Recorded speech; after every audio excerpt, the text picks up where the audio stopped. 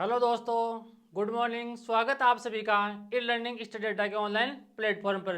दोस्तों, आज के सेशन में हम बात करने वाले हैं एलडीसी 2026 के बारे में। महेश सर ने आपको बताया कि इंग्लिश को कैसे पढ़ना है, प्रीति मैम ने आपको बताया कि साइंस को कैसे पढ़ना है। अब मैं मुकेश कुमार ताकर आपको यहाँ पर बताऊंगा कि आपको मैथ को कैसे कवर करना है। तो चलिए आज के सेशन की शुरुआत करते हैं। अपन पहले ऐसे क्या करेंगे, अपने सिलेबस का डिस्कस करेंगे, यानी कि आपको कौन से टॉपिक से क्या क्या पढ़ना है, कौन से टॉपिक से कितने अपने पास क्वेश्चन आने वाले हैं। तो अपना पहला टॉपिक गणित, वैदिक गणित। अब वैदिक गणित में आपको क्या क्या पढ़ना है, आपको सिलेबस में सब कुछ दे रखा है। आप चाहे किसी भी एग्जाम की तैयारी करो, आपको तैयारी करने से पहले उस एग्जाम का एक बार आपको सिलेबस पक्का देखना चाहिए। तो पहला अपने पास टॉपिक है वैदिक गणित। अब वैदिक गणित में आपको पढ़ना है वैदिक विधि से पूर्ण संख्याओं का वर्ग आपको यहाँ पर आना चाहिए। आपको पढ़ना है घनफल आपको पढ़ना है, वर्गमूल आपको पढ़ना है, और आपको क्या पढ़ना है, घनमूल पढ़ना है। यानी कि 6 संख्याओं तक का आपको घनमूल आपको यहाँ पर पढ़ना है। यह तो अपने पास हो गया पहला टॉपिक। अब इस टॉपिक से यानी कि वैदिक गणित से आपके एग्जाम में 1 से 2 क्वेश्चन आएंगे, या तो एक क्वेश्चन आएगा या आपके 2 क्वेश्चन आएंगे। ये आपके वैदिक गणित छोटा टॉपिक है, 2 या 3 क्लास में कंप्लीट हो जाता है और सबसे आसान टॉपिक है। अब अपन बात करते हैं सेकंड टॉपिक की, यानी कि अपने पास अगला टॉपिक क्या रहने वाला है। अब देखो, बीज गणित, इसको बोलते हैं एलजेब्रा। ये वही टॉपिक का ध्यान रखना जिसने आपने 10th में पढ़ा था, और इसके डर से आपने या तो आर्ट्स ले ली थी या आपने साइंस में बायो ले ली थी। सबसे अच्छा टॉपिक है ये वाला, और सबसे ज़्यादा इसका वेटेज रहने वाला है, और सबसे इसको हार्ड टॉपिक भी आप मान सकते हो गणित का। इसमें आपको क्या क्या पढ़ना है, गुणनखंड आपको इसमें से पढ़ना है।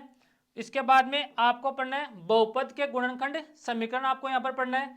दो चरों वाले रेखिक समीकरण आपको पढ़ना है। द्विघात समीकरण आपको यहाँ पर पढ़ना है, यानी कि क्वाड्रेटिक इक्वेशन आपको यहाँ पर पढ़ना है। और यहाँ पर आपको पढ़ना है लोगोरिथम, यानी कि लघु गुणक आपको यहाँ पर पढ़ना है।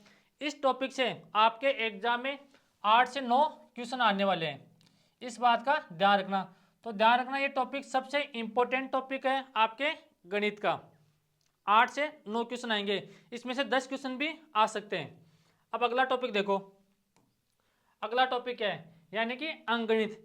अंकगणित राजस्थान की कोई भी एग्जाम हो, उन सभी में अपने पास सेम आता है, यानी कि 5-6 टॉपिक होते हैं, सब टॉपिकों में से एक एक अपने पास क्वेश्चन आते हैं। अब देखो, अपने पास अनुपात समानुपात, यानी कि अपने पास अनुपात समानुपात और साझा, ये अपने पास एक ही टॉपिक होता है, और इसमें से कभी कभार आपको एज का क्वेश्चन भी पूछ सकता है। तो इस टॉपिक में से आपको 2 या 3 क्वेश्चन पूछेगा। एक क्वेश्चन आपको अनुपात समानुपात का पूछेगा, और एक क्वेश्चन आपको पूछेगा पार्टनरशिप का, यानी कि साझा का आपको एक क्वेश्चन पूछेगा यहाँ से पक्का। अब अगला टॉपिक अपने पास है प्रतिशत। प्रतिशत से हमेशा आपको 1 या 2 क्वेश्चन हमेशा पूछता है, या तो एक क्वेश्चन आएगा, अगर मैक्सिमम क्वेश्चन पूछेगा तो आपको 2 क्वेश्चन यहाँ पर पूछ सकता है एग्जाम में।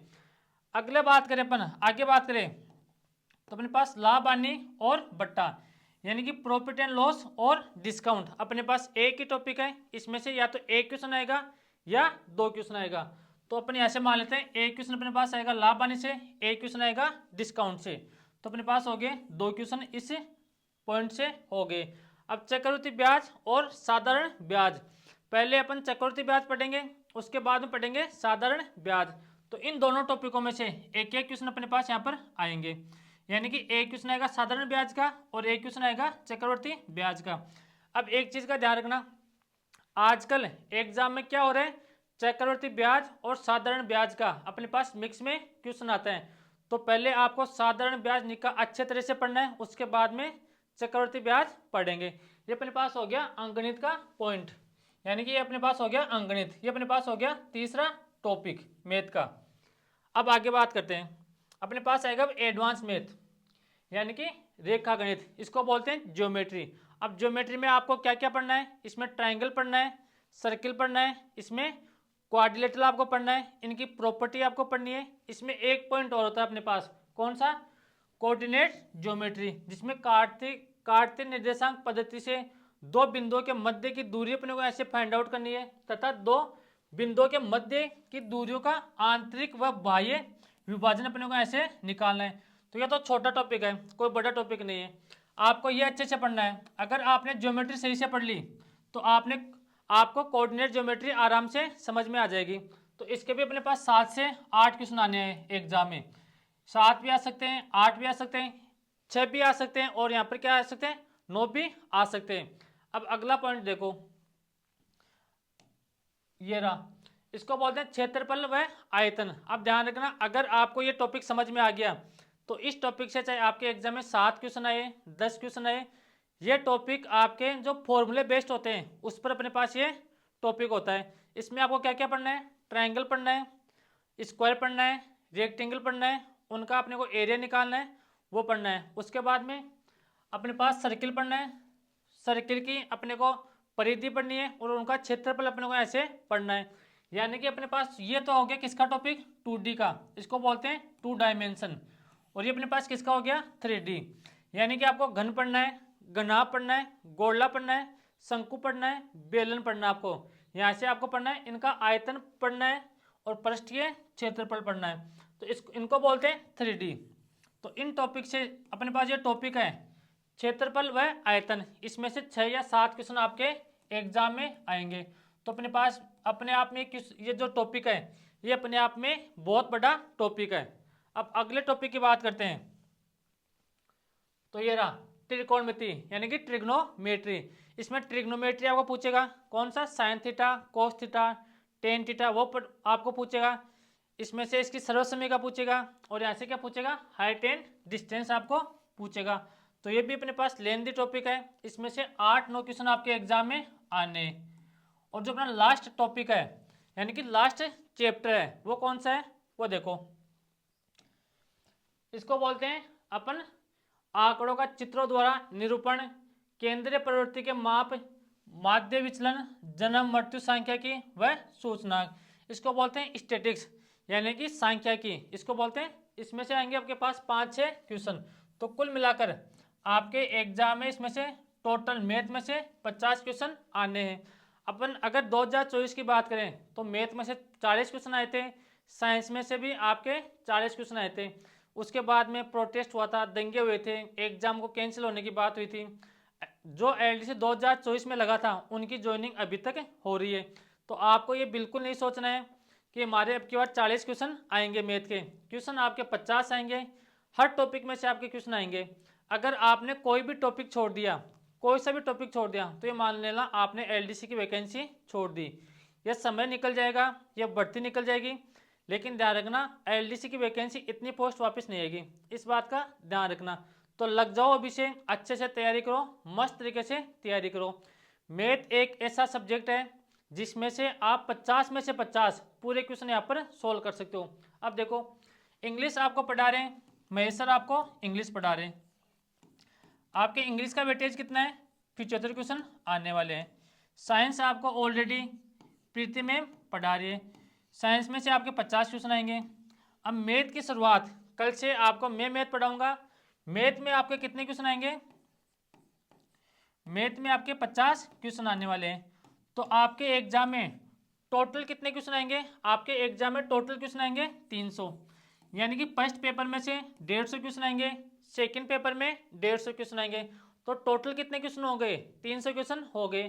तो 300 क्वेश्चन में से 175 आपको एक ही जगह पढ़ने को मिल रहा है। तो देखो कितनी अच्छी बात है, आपको जगह जगह घूमना नहीं है, जहाँ पढ़ना है वहाँ पढ़ो। आप सभी अच्छा पढ़ाते हैं, हम भी अच्छा पढ़ाते हैं, मार्केट में और टीचर है वो भी अच्छा पढ़ाते हैं। लेकिन एक चीज़ का ध्यान रखना, अपन कभी भी परचून की दुकान पर जाते हैं तो अगर आपको चावल, दाल, चीनी ये आपको अगर एक ही जगह मिल जाता है तो आप कभी भी अलग अलग दुकान पर नहीं जाते हो, आप उसी दुकान से खरीदते हो। तो जब आपको सभी चीज़ें एक ही प्लेटफॉर्म पर मिल रही है, यानी कि आपको इंग्लिश भी इसी प्लेटफॉर्म पर मिल रही है, साइंस भी आपको इसी प्लेटफॉर्म पर मिल रही है, और मैथ भी आपको इसी प्लेटफॉर्म पर मिल रही है, तो आपको अच्छे से तैयारी करना है, आपका सिलेक्शन सुनिश्चित करना है। तो ये तो हो गया अपने पास किसकी बात, सिलेबस की अपने पास यहाँ पर डिस्कस कर लिया। अब आगे बात करते हैं मैथ को कैसे पढ़ना है। आपके पास 5 महीने का समय है, 5 महीने में मैथ को कैसे कवर करें। अब देखो, अगर कोई यूट्यूब से पढ़ना चाहता है तो अच्छी बात है, कोई दिक्कत नहीं है। यूट्यूब पर आपकी रेगुलर क्लासें होती आ रही है, और आगे भी आपकी क्लासें रेगुलर रहेगी। साइंस की और मैथ इंग्लिश की क्लासेज आपकी रेगुलर हो रही है। अब मैथ की भी आपकी क्लासेज रेगुलर रहेगी। लेकिन कोई अपने एप्लीकेशन पर पढ़ना चाहता है तो ई लर्निंग स्टडी अड्डा डाउनलोड कीजिए मोबाइल में, और आपको साइंस और इंग्लिश दोनों का आपको कॉम्बो बैच मिलेगा। कितने रुपए का? 799 का कॉम्बो बैच आपको मिलेगा। अगर आप चाहते हो कि नहीं सर हम तो दोनों कॉम्बो बैच नहीं खरीदेंगे, हम तो यहाँ पर ओनली इंग्लिश का परचेज करेंगे, तो उन सभी भाइयों के लिए इंग्लिश का भी अलग से बैच है। कितने रुपए का? 499 का इंग्लिश का अलग से बैच है। कितने का? 499 का। तो ये तो हो गई अपने पास कोर्स की बात। अब बात करते हैं कि मैथ को कैसे कवर करना है। तो देखो, अगर अपन यहाँ पर बात करें तो मैथ को दो भागों में बांटेंगे। देखो, दो भागों में बांटेंगे। एक तो आपकी होती है अर्थमेटिक मैथ यानी कि अंकगणित, और एक होती है आपके एडवांस मैथ। अब अपने पास जो अर्थमेटिक मैथ होती है उनमें कौन कौन से टॉपिक होते हैं? जैसे मान लो आपके परसेंटेज हो गया, और कौन सा टॉपिक हो गया? प्रॉफिट लॉस हो गया, एंड अपने पास हो गया डिस्काउंट हो गया। अगर तीसरे टॉपिक की बात करें तो हमारे पास यहाँ से SI एंड CI हो गया, यानी कि चक्रवृद्धि ब्याज और साधारण ब्याज हो गया। चौथा टॉपिक अपने पास यहाँ पर क्या हो जाएगा? अनुपात समानुपात, यानी कि ratio and proportion. Ratio and proportion. और इसमें क्या अपने पास आ गया? पार्टनरशिप अपने पास यहाँ पर आ गया। तो ये तो अपने पास किस किस का टॉपिक है? अपने पास अर्थमेटिक का टॉपिक है। अगर अपन यहाँ पर एडवांस की बात करें तो एडवांस मैथ में आपके क्या क्या है? आपके पहला टॉपिक एलजेब्रा, दूसरा टॉपिक आपके ज्योमेट्री और कोऑर्डिनेट ज्योमेट्री। उसके बाद में आपके और कौन सा टॉपिक रह गया? ट्रिग्नोमेट्री रह गया, हाइट एंड डिस्टेंस है। उसके बाद में आपके मेंसुरेशन हो गया। ये आपके किसके पार्ट हैं? एडवांस मैथ के पार्ट है। अगर इसमें ऐड करना चाहो आप तो वैदिक गणित भी यहाँ पर ऐड कर सकते हो। अब देखो, ये आपके अर्थमेटिक का पार्ट है और ये आपके एडवांस मैथ का पार्ट है। अब यहाँ पर देखो नंबर ऑफ क्वेश्चन किस टॉपिक से कितने आ रहे हैं, तो आप यहाँ पर कंपेयर करोगे तो आपके अर्थमेटिक के 10 से 12 क्वेश्चन आने हैं अगर 50 क्वेश्चन आपके एग्जाम में आते हैं तो। और इसमें से जो बच गए, यानी कि आप यहाँ से मान लो 35 क्वेश्चन तो आपके एग्जाम में आने हैं। तो यहाँ से देखो कि कौन से टॉपिक से यानी कि कौन से पार्ट से अपने ज़्यादा वेटेज है, अर्थमेटिक से ज़्यादा वेटेज है या एडवांस मैथ से ज़्यादा वेटेज है।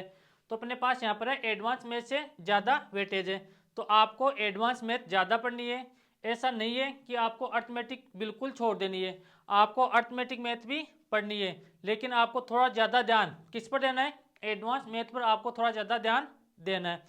अब बात करते हैं आगे कि आपको मैथ को कैसे कवर करना है। आपको अगर मैथ को अच्छे से सीखना है तो आपको 4 काम यहाँ पर करना है। अब वो 4 काम कौन कौन से हैं वो यहाँ पर देखो। पहला काम, आपको यहाँ पर मैथ को स्टार्ट करने से पहले आपको कैलकुलेशन सीखनी है। अब कैलकुलेशन में आपको क्या क्या सीखनी है वो देखो। यहाँ पर आपको कम से कम 20 तक टेबल आपको याद होनी चाहिए, मुख्य जुबानी 20 तक आपको टेबल याद होनी चाहिए। आपको यहाँ पर 50 तक आपको स्क्वायर याद होने चाहिए, और यहाँ पर आपको 30 तक क्यूब आपको यहाँ पर याद होने चाहिए। अब कैलकुलेशन आपकी स्ट्रॉन्ग क्यों होनी चाहिए? अगर आपकी कैलकुलेशन स्ट्रॉन्ग है तो आपके चाहे कैसा भी क्वेश्चन आए आप उसको कैलकुलेट जल्दी कर पाओगे, और बच्चों के मुकाबले आप यहाँ पर जल्दी क्वेश्चन को सोल्व कर पाओगे। तो पहला काम आपको यहाँ से क्या करना है? आपकी कैलकुलेशन की स्पीड बढ़ानी है। आपको डेली एग्जाम्पल यहाँ पर सोल्व करने हैं, कोई भी संख्या लेना उसको मल्टीप्लाई करना और यहाँ पर आपकी कैलकुलेशन को बूस्ट करनी है। दूसरा काम आपको यहाँ पर क्या करना है? यहाँ पर आपको बेसिक सीखना है, यानी कि कोई भी टॉपिक पढ़ो आप, उसका बेसिक सीखना है और आपको यहाँ पर क्या करना है, उसका कॉन्सेप्ट। आप बोलते हो ना कि सर मेरे ट्रिक पढ़ा दो, इस दुनिया में ट्रिक नाम की कोई चिड़िया नहीं होती है, सब कुछ बेसिक होता है। अगर आपने बेसिक अच्छे से पढ़ लिया और कॉन्सेप्ट उसका सीख लिया क्वेश्चन का, तो आपके चाहे इस दुनिया में कोई सा भी क्वेश्चन आए, किसी भी टाइप का क्वेश्चन आए, आप उस क्वेश्चन को आराम से सोल्व कर पाओगे। तो दूसरा काम आपको यहाँ से क्या करना है, आपको बेसिक सीखना है, यहाँ से कॉन्सेप्ट सीखना है उस क्वेश्चन का। चाहे कोई भी टॉपिक पढ़ो, आपको हमेशा उस टॉपिक का क्यों आपको यहाँ पर जानना है। अगर तीसरा काम आपको यहाँ पर करना हो, तो तीसरा काम आपको यहाँ पर करना है प्रैक्टिस। प्रैक्टिस, अब यहाँ पर बात है सर प्रैक्टिस कहाँ से करें, तो मैं आपको एक ही बात बोलूँगा, 10 बुक को 10 बार पढ़ने से आपका सिलेक्शन कभी नहीं होगा, एक बुक को 10 बार पढ़ने से आपका सिलेक्शन होगा। जिस भी टीचर से आप पढ़ रहे हो, चाहे मेरे से पढ़ो, चाहे किसी अदर टीचर से पढ़ो, कोई भी टीचर खराब नहीं पढ़ाता है, सब अच्छा पढ़ाते हैं। वो आपका नज़रिया होता है, पढ़ने का आपका नज़रिया होता है, कोई भी टीचर खराब नहीं पढ़ाता है। तो आपको प्रैक्टिस कहाँ से करनी है, जो भी टीचर आपको पढ़ाए उन टीचर का आपको कंटेंट उठाना है, कम से कम 8 से 10 बार आपको उस कंटेंट को पहले पढ़ना है। जब तक आप उस कंटेंट को 8 से 10 बार नहीं पढ़ पाओगे, तब तक आपको यहाँ पर क्वेश्चन सोल्व नहीं होंगे। उस कंटेंट को अगर 8 से 10 बार आपने पढ़ लिया, उसके बाद में आपको PYQ लगाने हैं, यानी कि 2010 से लेकर 2025 तक अपनी जितनी भी एग्जाम हुई है उनका आपको PYQ सोल्व करने हैं। PYQ कब सोल्व करने हैं, आपको ये 8 से 10 बार पढ़ने के बाद में आपको PYQ लगाने हैं। ये अपने पास कौन सा काम हो गया, तीसरा काम हो गया। अब बात आती है चौथा काम, कि सर चौथा काम अपन को यहाँ पर क्या करना है, आपको करना है रिवीजन। अब रिवीजन कैसे करें, अब कुछ स्टूडेंट अपने पास यहाँ पर ऐसे होते हैं कि सर हमने, जैसे मान लो किसी टीचर ने आपको पढ़ाया परसेंटेज, उन टीचर ने आपको परसेंटेज के जैसे मान लो 80 क्वेश्चन सोल्व करवाए। दूसरा टॉपिक पढ़ाया आपको profit and loss and discount, उसमें से आपने 80 क्वेश्चन सोल्व करवाए आपको। अब जब आपने परसेंटेज पढ़ा तो आपके सब कुछ समझ में आ गया। उसके बाद में जैसे ही आपने प्रॉफिट एंड लॉस और डिस्काउंट पढ़ा, तो आपके ऐसे परसेंटेज का जो आपने पढ़ा है वो धीरे धीरे गायब होना स्टार्ट हो जाता है। उसके बाद में आपने पढ़ा SI एंड CI। अगर आपने SI एंड CI पढ़ा, तब तक आपके परसेंटेज का कुछ भी याद नहीं रहता है, और धीरे धीरे आपको प्रॉफिट एंड लॉस भी आप धीरे धीरे बोलना लग जाते हो। तो आपको रिवीजन कैसे करना है वो यहाँ पर समझना है। आपको रिवीजन साथ साथ ही करना है। अब साथ साथ कैसे करना है वो समझो। आपने पढ़ा परसेंटेज, पढ़ा पहला टॉपिक, उसके बाद में आपने पढ़ा प्रॉफिट एंड लॉस और डिस्काउंट, आपने पढ़ लिया 2 टॉपिक। अब आपको रिवीजन इस तरह से करना है कि आपका रिवीजन भी साथ साथ होता रहे, और आपके जो बाकी के टॉपिक है वो भी आपके यहाँ पर साथ साथ चलते रहे। तो जब आपको प्रॉफिट एंड लॉस पढ़ रहे हो आप, उस टाइम पर आपको क्या करना है, घर पर जाके प्रॉफिट एंड लॉस तो आपको पढ़ना ही पढ़ना है, उसके साथ में आपको परसेंटेज के 10 क्वेश्चन सोल्व करने हैं। उसके बाद में आपने तीसरा टॉपिक पढ़ा SI एंड CI। जब आप SI एंड CI पढ़ रहे हो, तो आपको घर पर जाकर जो क्लास में पढ़ रहे हो वो तो आपको पढ़ना ही पढ़ना है, उसके साथ में आपको 10 क्वेश्चन पहले परसेंटेज के निकालने हैं, उसके बाद में प्रॉफिट एंड लॉस के 10 क्वेश्चन आपको यहाँ पर सोल्व करने हैं। उसके बाद में जैसे आप अगला चैप्टर पढ़ो, कोई सा भी रेशियो एंड प्रपोर्शन पढ़ो या कोई दूसरा टॉपिक पढ़ो, तो उससे पहले आपको यहाँ पर क्या करना है, 10 टॉपिक परसेंटेज के सोल्व करने हैं। 10 टॉपिक नहीं, 10 क्वेश्चन, 10 क्वेश्चन आपको परसेंटेज के सोल्व करने हैं, 10 क्वेश्चन प्रॉफिट एंड लॉस के सोल्व करने हैं, और 10 क्वेश्चन आपको SI और CI के आपको यहाँ पर क्वेश्चन सोल्व करने हैं। अगर आप इस तरह से सोल्व करोगे तो आपका रिवीजन भी होता रहेगा, और जो बाकी के टॉपिक चल रहे हैं आपके, वो भी आपके साथ साथ कवर यहाँ पर हो जाएंगे। तो अपने पास किसकी बात हो गई, रिवीजन की बात हो गई। अब यहाँ पर पांचवी बात आती है कि सर मॉक टेस्ट, हम मॉक टेस्ट कब से लगाए। तो जब मॉक टेस्ट की बात आती है, मॉक टेस्ट इसको आप बोलते हो ST यानी कि स्टूडेंट टेस्ट, और इसको बोलते हैं CT यानी कि क्लास टेस्ट। तो आपको मॉक टेस्ट कब लगाना चाहिए, जब आपने जैसे मान लो आपने आज सोचा कि हम एलडीसी की तैयारी करेंगे, तो जब से आप तैयारी करने की सोच रहे हो तब से ही आपको मॉक टेस्ट लगाने चाहिए। जितने आप मॉक टेस्ट लगाओगे उतना ही आप सिलेक्शन के नज़दीक आओगे।